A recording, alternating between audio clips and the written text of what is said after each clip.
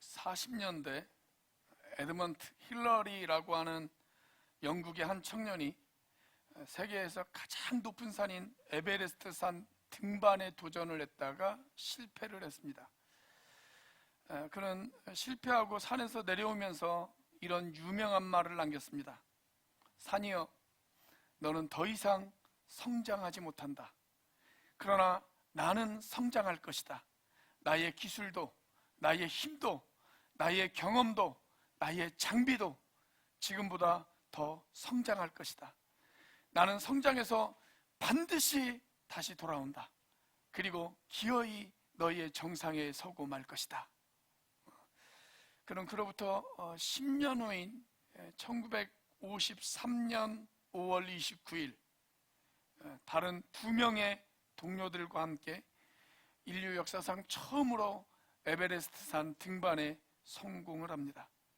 그의 말대로 그의 기술도, 그의 힘도, 그의 경험도 성장을 이룬 것입니다. 누구나 실패는 있을 수가 있습니다. 중요한 것은 실패를 하지 않는 것이 아니라 어떻게 그 실패를 딛고 일어서서 목표를 향하여 전진할 수 있느냐 하는 것입니다. 바울은 예수 그리스도를 만나서 인생이 변화되어지는 순간 새로운 인생의 목표를 세우고 이 목표를 향해 전진하기로 중대한 결단을 내립니다. 오늘 빌립보서 3장에는 바울의 그런 결단을 대표하는 3가지의 중요한 동사들이 등장을 합니다. 첫째는 여긴다 라고 하는 것이고, 둘째는 달려간다 라고 하는 말이고, 셋째는 기다린다 라고 하는 말입니다. 여긴다, 달려간다, 기다린다. 여긴다 라고 하는 것은 과거의 이야기입니다.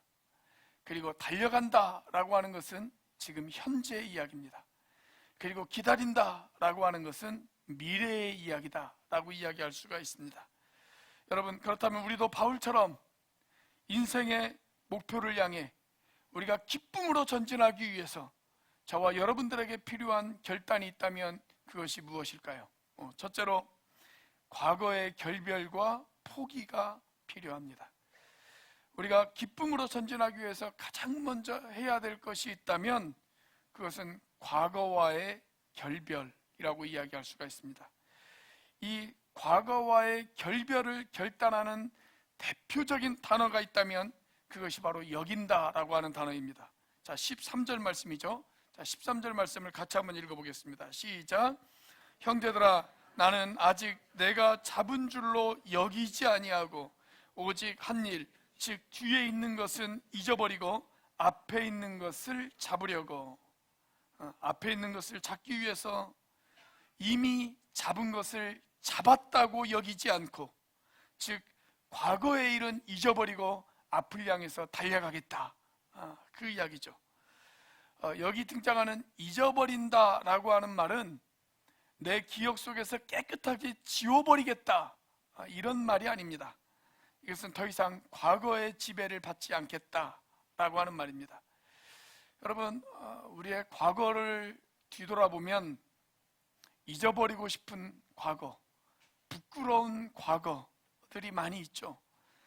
내가 깊이 생각하지 못하고 한순간에 내렸던 그런 결정들, 또는 신중하지 않게 생각하고 던진 말 한마디에 내 사랑하는 가족들이, 내 이웃들이 받은 상처들, 여러분, 그런 모든 것들은 나의 죄악과 나의 부끄러운 실수들이라고 이야기할 수가 있습니다. 그리고 이런 부끄러운 과거들은 우리를 후회하게 만듭니다. 그러나 과거의 이런 실수가, 과거의 이런 후회가 더 이상 나를 지배하지 못하도록 우리가 어떤 결단을 내려야 된다라고 하는 것입니다. 그런 과거와의 결별을 결단해야 된다라는 이야기죠. 이런 재미있는 이야기가 있어요. 어느 교회 한 여집사님이 상대방의 마음을 꿰뚫어보는 투시의 은사를 받았다고 주장하시는 분이 계십니다.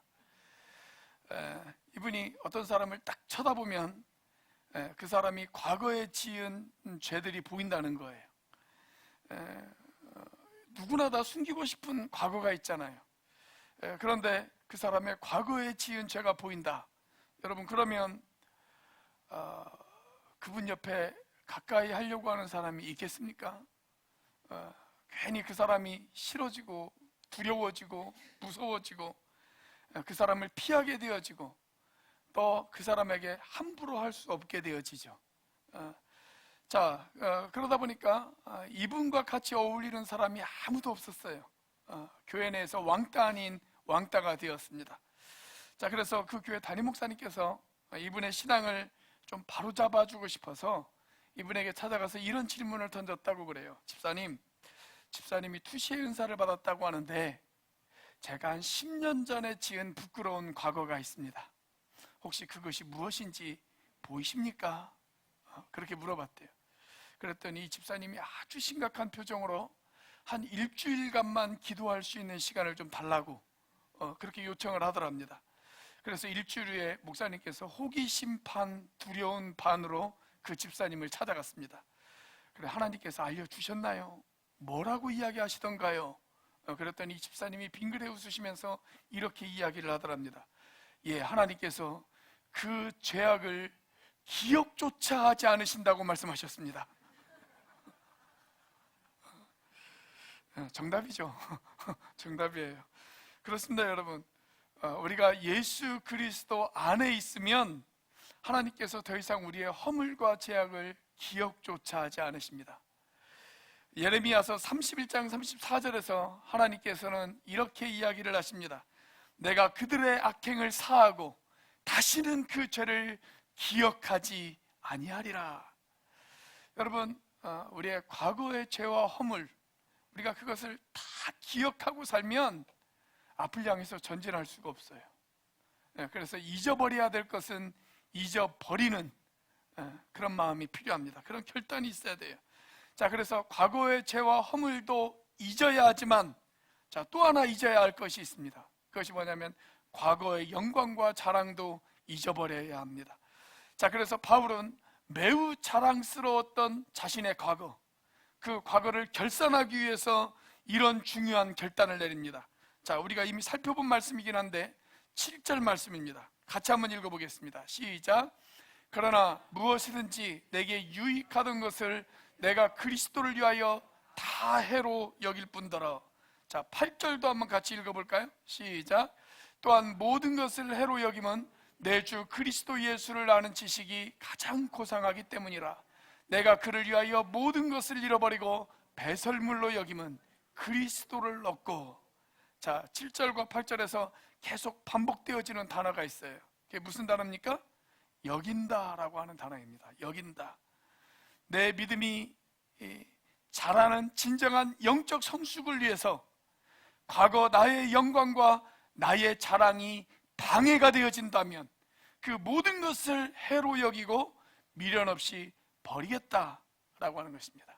내가 영적으로 성장하는 일에 있어서, 내가 영적으로 성숙하는 일에 있어서, 내가 주님을 닮아가는 일에 있어서, 주님의 사역을 이루는 일에 있어서 나의 영광과 나의 자랑이 방해가 되어진다면 내가 그 모든 것을 잊어버리겠다.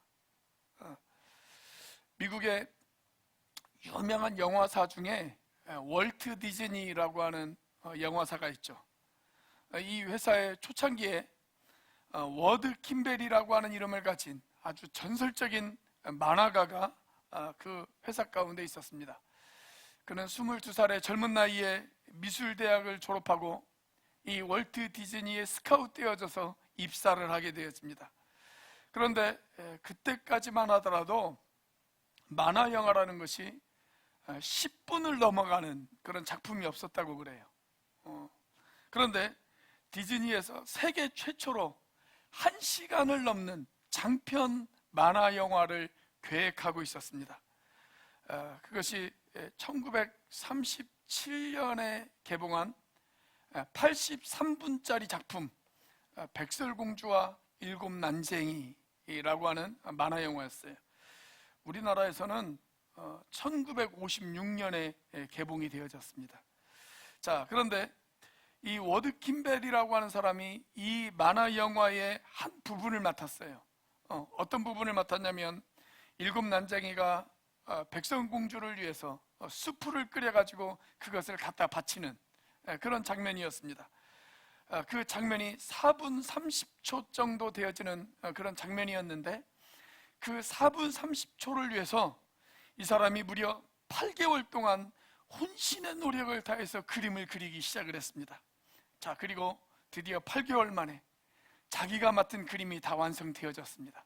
그리고 매우 뿌듯한 마음을 가지고, 그리고 흡족한 기분을 가지고 월트 디즈니 사장에게 찾아갑니다. 그리고 그 사장에게 자기의 그림을 보여주었습니다. 사장이 쭉 그 그림을 보더니 이야기하기를, 야, 그림이 참 좋다, 너무 잘 그렸다, 그림이 너무 매력적이고 흥미진진하다, 그렇게 칭찬을 해주었어요. 그런데 뜻밖의 이런 이야기를 하는 겁니다. 그런데 말이야, 이 영화 전체의 줄거리에 이 부분이 필요가 없잖아. 그렇게 이야기를 하는 거예요. 이 영화 전체의 줄거리에 이 내용이 필요가 없잖아. 그렇게 이야기를 하는 겁니다. 그 말 한마디에 8개월 동안의 모든 노력이 헛수고로 돌아가 버렸습니다. 그날 밤, 내가 지난 8개월 동안에 얼마나 고생했는데, 내가 지난 8개월 동안에 얼마나 온 힘을 기울였는데 어떻게 이럴 수가 있는가, 이런 생각 때문에 잠을 이루지 못하고 일을 갈았다고 그래요. 그런데 새벽녘 정도 되어져 가지고 갑자기 사장님이 한 이야기가 계속 머리에서 떠나지를 않는 거예요. 이 장면이 별 의미가 없잖아. 전체 줄거리에 이 내용이 아무런 의미가 없잖아. 처음에는 그 말이 너무나도 원망스러웠는데 곰곰이 되새겨보니까 그 말이 맞더라는 거예요. 그 말이 맞아요. 그렇지, 작품으로서는 매력이 있지만, 그런데 전체 줄거리로 보았을 때 이 내용이 그렇게 큰 의미는 없지, 그런 생각이 들었습니다. 그래서 자기도 깨끗하게 포기하는 법을 배웠다는 거예요. 여러분, 포기를 배운다는 것은 매우 중요한 일입니다. 저도 설교를 준비하면서 갈등이 참 많습니다. 가장 어려운 것 중에 하나는 뭐냐면 포기하는 겁니다. 포기하는 거. 설교 한 편을 준비하기 위해서 많은 자료들을 수집해요. 그렇게 열심히 수집한 자료들이 아까워서 그 모든 자료들을 다 사용한다면 여러분들은 매 주일마다 점심을 금식해야 되는 상황이 벌어질 수도 있습니다. 그래서 설교를 위해서, 또 설교 전체의 내용을 위해서 가장 중요한 것이 하나 뭐냐면 포기하는 거예요. 모아놓은 자료들을, 이것이 설교에 보탬이 되어지지 않는다면, 설교 전체의 목표를 달성하는데 아무런 의미가 없다면, 내가 소중하게 모은 자료라고 할지라도 그것들을 포기하고 버리는 것, 이게 중요해요. 이게 얼마나 중요한지 몰라요. 여러분, 우리의 삶도 마찬가지입니다. 내가 하나님 앞에 나아가는 데 있어서 방해가 되어진다면, 지금까지 내가 쥐고 있었던 것이 아무리 소중하다고 생각할지라도 그것을 포기할 줄 아는 법을 배우셔야 합니다. 지금까지 내가 붙들고 집착했던 그 모든 일들이 아무리 중요하게 생각한다고 할지라도, 여러분, 그것이 예수 그리스도의 제자로서 그분의 뒤를 따라가는 일에 있어서 아무런 도움이 되어지지 않는다면, 그것이 방해가 되어진다면, 내가 예수 그리스도를 따라가는 삶의 여정에 그 모든 것들이 방해가 되어진다면 그 모든 것들을 배설물로 여길 줄 알고 포기할 줄 아는 것, 여러분, 그것을 배우셔야 돼요. 그 결단 없이는 우리의 신앙이 전진할 수가 없어요. 여러분, 오늘 우리의 신앙이 전진하기 위해서 이 포기의 결단이 저와 여러분들에게 있기를 주님의 이름으로 축복합니다. 자, 기쁨으로 전진하기 위해서 우리에게 필요한 결단 무엇일까요? 두 번째로, 현재의 결단과 각오가 필요합니다. 자, 기쁨으로 전진하기 위해서 무엇인가를 포기했다면 이제 그 자리에 새로운 결단과 각오를 채워 넣으셔야 합니다. 자, 그 새로운 결단과 각오를 상징하는 대표적인 단어가 바로 달려간다 라고 하는 단어입니다. 12절 말씀을 같이 한번 읽어보겠습니다. 시작. 내가 이미 얻었다 함도 아니요 온전히 이루었다 함도 아니라 오직 내가 그리스도 예수께 잡힌 바 된 그것을 잡으려고 달려가노라. 여기 달려가노라 라고 하는 단어가 등장을 하죠. 자, 그런데 14절 말씀에 보니까 한 번 더 등장을 해요. 자, 14절 같이 한번 읽어보겠습니다. 시작. 표대를 향하여 그리스도 예수 안에서 하나님이 위에서 부르신 부름의 상을 위하여 달려가노라. 지난번에 이 달려간다 라고 하는 말이 굶주린 맹수가 먹잇감을 향해서 온 힘을 다하여 달리는 그런 모습이라고 제가 말씀을 드린 적이 있죠. 여러분, 바울은 다메섹 도상에서 예수님에 의해 그의 인생이 붙잡혔습니다. 그렇게 예수님을 만나고 구원받고 하나님의 자녀가 되었습니다. 그러나 구원받아 하나님의 자녀가 되어진 것으로 만족하지 않았습니다. 정말 하나님이 기뻐하시는 사람이 되어지기 위해서, 주님이 원하시는 사람이 되어지기 위해서, 예수 그리스도를 닮아가는 사람이 되어지기 위해서 그는 새로운 목표를 세웁니다. 그리고 이미 얻은 것을 얻었다고 생각하지 않고, 이미 잡은 것을 잡았다고 생각하지 않고, 그 목표를 향해 온 힘을 향해 달려가기로 그는 결단을 합니다. 저는 바울의 이런 결단이 거룩한 불만 또는 창조적인 불만, 이렇게 말씀드리고 싶습니다. 여러분, 우리가 기쁨으로 전진하기 위해서는 이 거룩한 불만이 있어야 돼요. 거룩한 불만.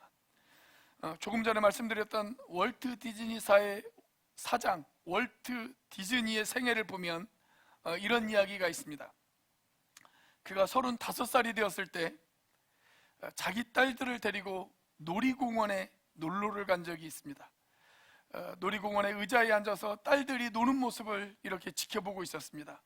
그런데 문득 그 모습을 지켜보다가 이런 생각이 들었다고 그래요.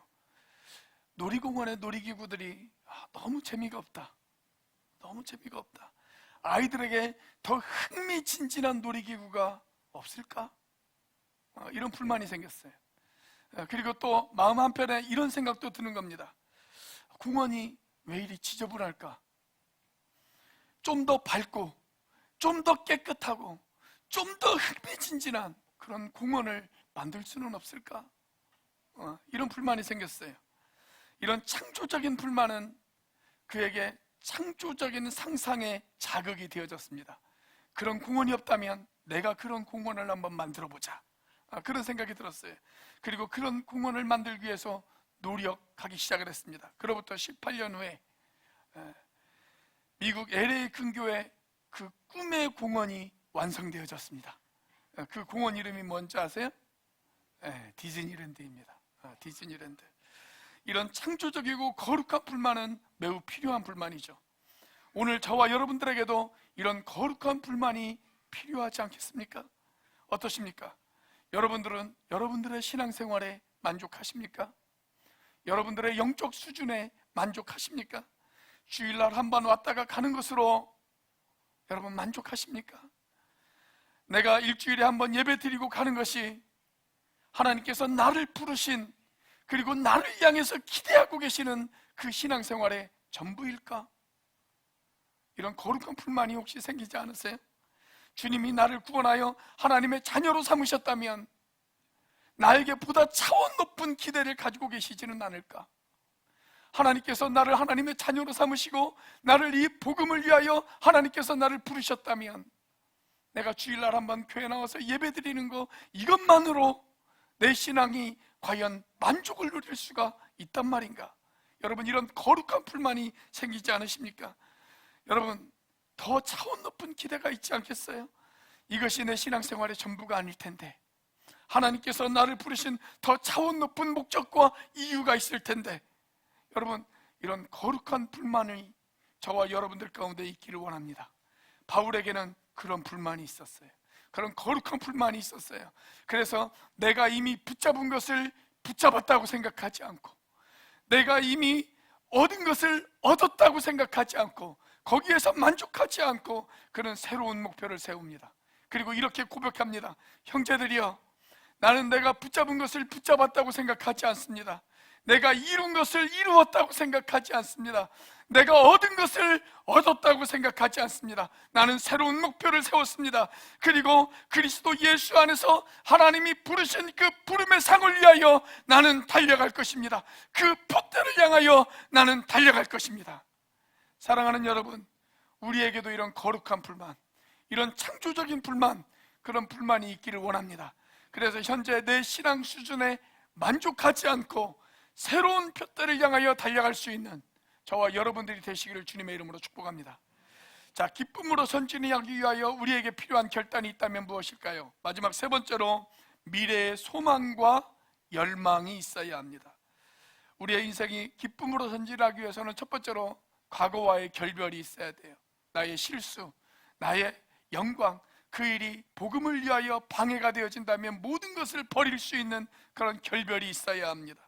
그리고 현재의 결단과 각오가 있어야 돼요. 거룩한 불만, 그런 불만을 가지고 내가 이대로 만족할 수 없다라고 하는 그런 결단과 각오가 있어야 돼요.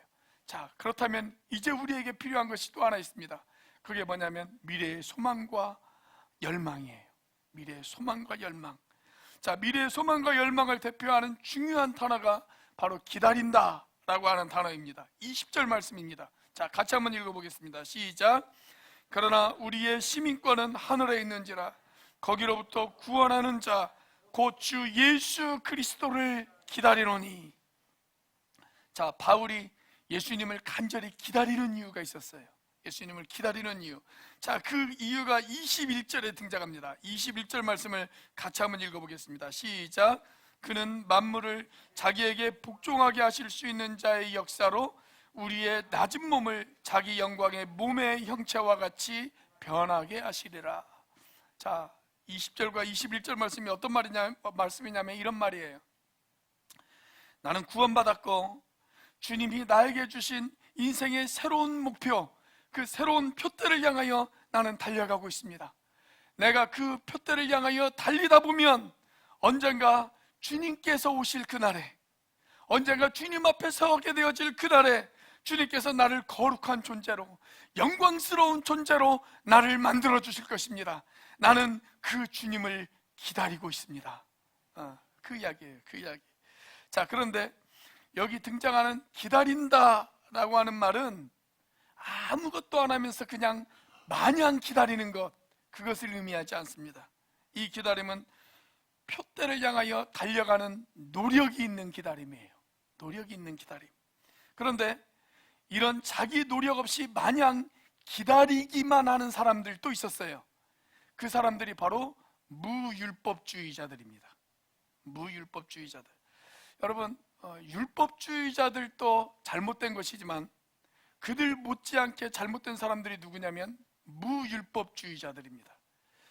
사실 우리가 이 땅에서 표대를 향하여 아무리 달려간다고 할지라도 저와 여러분들이 이 땅에서는 주님을 온전히 닮을 수는 없습니다. 지금보다 더 성숙해질 수는 있어요. 그런데 주님을 완전하게 닮을 수는 없어요. 우리의 인격이 주님을 온전히 닮는 그 완성은 언제 이루어집니까? 주님이 다시 오시는 날, 우리가 주님 앞에 서게 되어지는 날, 그때 이루어질 것입니다. 그 전까지는 우리의 성장은 있을 수 있지만 주님을 온전히 닮을 수는 없어요. 자, 그러다 보니까 어떤 사람들이 생겼냐면 이렇게 주장하는 사람들이 생겼어요. 아니, 어차피 이 땅에서 우리가 아무리 노력한다고 할지라도 주님을 온전히 닮아가는 것이 불가능하다면 그러면 지금은 그냥 놉시다. 그냥 마음대로 즐겨봅시다. 어차피 주님이 오면 우리가 주님의 형상을 닮아갈 거 아닙니까? 그러니 이 땅에서는 그냥 마음껏 즐깁시다. 그렇게 주장하는 사람들이 생겨났습니다. 그 사람들이 바로 무율법주의자들입니다. 바울은 이 무율법주의자들을 향해서 경고합니다. 그 경고가 18절과 19절의 말씀이에요. 자, 먼저 18절 말씀을 같이 한번 읽어보겠습니다. 시작. 내가 여러 번 너희에게 말하였거니와 이제도 눈물을 흘리며 말하노니 여러 사람들이 그리스도의 십자가의 원수로 행하느니라. 자, 그들을 죄에서 구원하고자 예수님께서 십자가를 지셨건만 그 십자가의 복음을 헛되이 만드는 사람들, 그 사람들을 가리켜서 여기 뭐라고 이야기를 하고 있어요? 십자가의 원수라고 이야기하고 있습니다. 십자가의 원수. 자, 그 다음 19절 말씀을 보세요. 19절 말씀 같이 한번 읽어보겠습니다. 시작.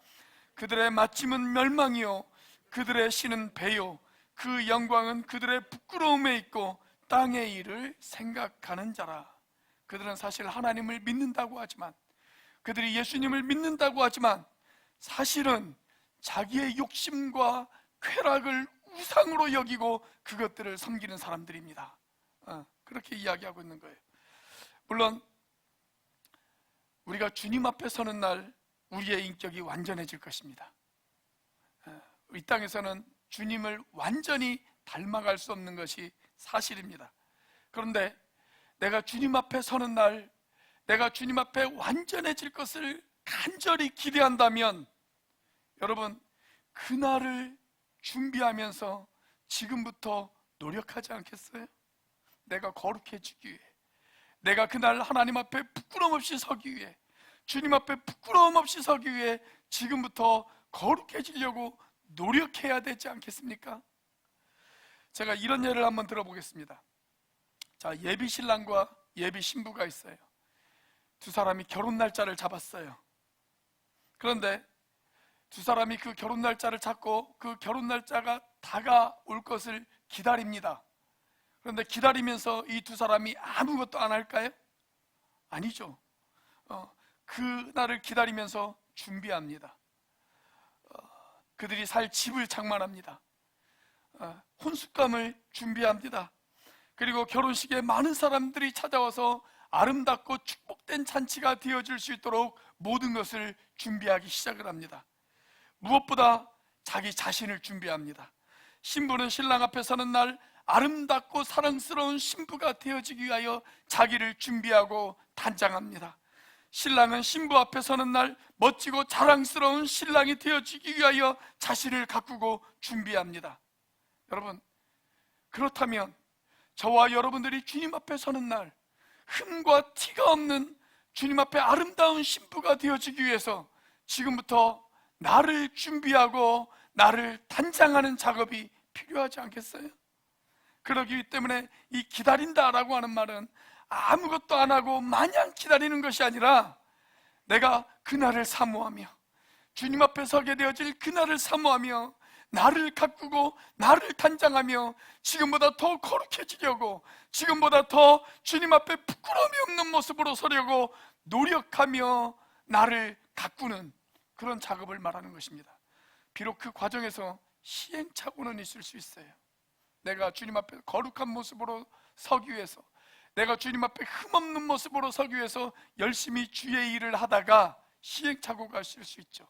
때로는 사람들에게 상처를 줄 수도 있고, 때로는 하지 말아야 될 말을 할 수도 있고, 때로는 내가 상처를 받을 수도 있습니다. 그런데 상처를 줄 것이 두려워서, 상처를 받을 것이 두려워서 내가 아무것도 하지 않는다면, 여러분, 그것은 있을 수 없는 일이잖아요. 때로는 후퇴할 수 있어요. 때로는 실수할 수 있어요. 때로는 실패할 수 있어요. 때로는 범죄에서 주님의 마음을 아프게 하는 그런 시행착오가 있을 수 있어요. 그러나 그때마다 다시 일어나 표대를 향하여 달려갈 수 있어야 합니다. 여러분, 위대한 성취는 시행착오 없이 이루어지지 않아요. 시행착오를 두려워한다면 아무 일도 할 수가 없습니다. 미국 야구 역사에 있어서 유명한 홈런왕이었던 베이브 루스라고 하는 선수가 있습니다. 그런 선수 생활을 하면서 총 714개의 홈런을 치는 아주 경이적인 기록을 세웠습니다. 그런데 사람들은 이 베이브 루스가 홈런왕이라고 하는 사실은 잘 알고 있지만 그가 동시에 삼진왕이었다라고 하는 사실을 기억하는 사람은 별로 없습니다.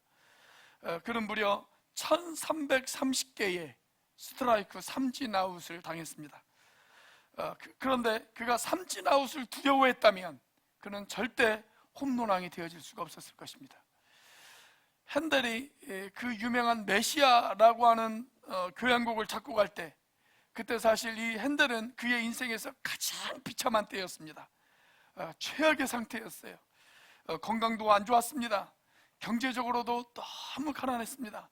매일같이 빚쟁이들이 찾아와서 핸델을 감옥에다 가두겠다고 그렇게 협박을 했습니다. 그런 상황에서도 이 핸델은 엎드려서 기도했습니다. 그리고 메시아라고 하는 이 곡을 찾고 가기 위해서 노력을 했습니다.